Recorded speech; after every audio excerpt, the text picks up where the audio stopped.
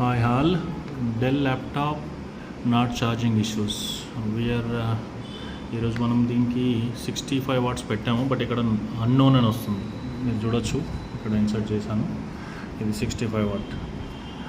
But ఇంకోటి ఈ విషయం ఏంటంటే, దీనిలో మీరు వేరే అడాప్టర్ పెడితే ఛార్జ్ అనేది ఇంక్రీజ్ అవుతుంది. ఇప్పుడు ఇది అన్నోన్ అని చూపిస్తుంది మనకి. ఇక్కడ ఛార్జర్ ఐడెంటిఫై చేయాలి.